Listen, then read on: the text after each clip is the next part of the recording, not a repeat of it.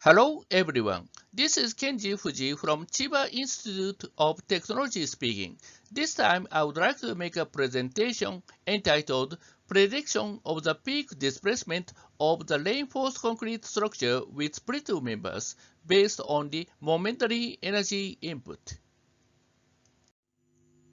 The topic I would like to talk about is the seismic behavior of reinforced concrete buildings with brittle members.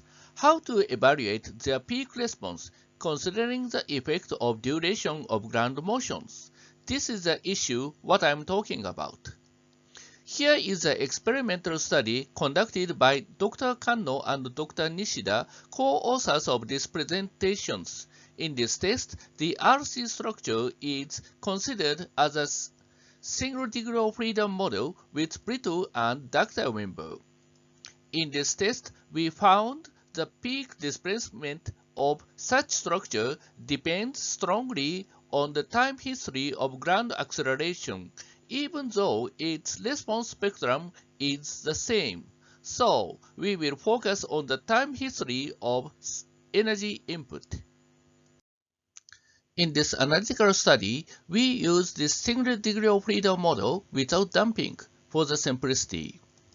The behavior of brittle member is modeled as origin-oriented model. Its shear strength is assumed to lose suddenly when the peak displacement exceeds delta SU, while the behavior of ductile member is modeled as modified Muto model. In the study, its yield displacement delta My is said to be equal to delta Su for the simplicity.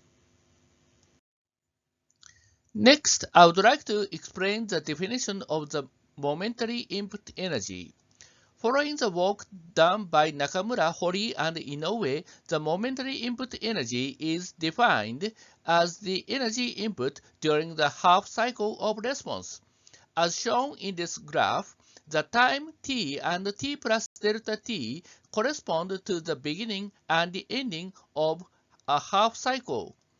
The maximum momentary input energy, delta E max, is related to the peak displacement. The concept of the proposed procedure to predict the peak response is shown here. The first stage is to predict whether the brittle failure occurs before the maximum momentary input energy occurs. For this purpose, the cumulative strain energy until brittle failure ESU and the cumulative input energy until the maximum momentary input energy occurs EI play are evaluated. The second stage is the prediction of the peak response. If ESU is larger than EI play, evaluating the hysteresis energy during a half cycle considering the contribution of brittle members. If not, evaluating the hysteresis energy during a half cycle, neglecting the contribution of brittle members. Next, the maximum momentary input energy is evaluated. Based on the energy balance during a half cycle, the peak displacement is predicted. In the previous study, time-varying functions of energy input is introduced. The time-varying function of the momentary input energy is expressed by these equations. This graph shows the time-varying functions. The momentary input energy is calculated as the red painted area, while the cumulative input energy until the time t is calculated by this equation. The value of delta E max and EI play is calculated by using time-varying functions.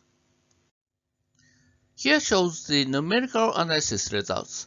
In these figures, the predicted peak displacement is compared to that obtained from the nonlinear time history analysis results.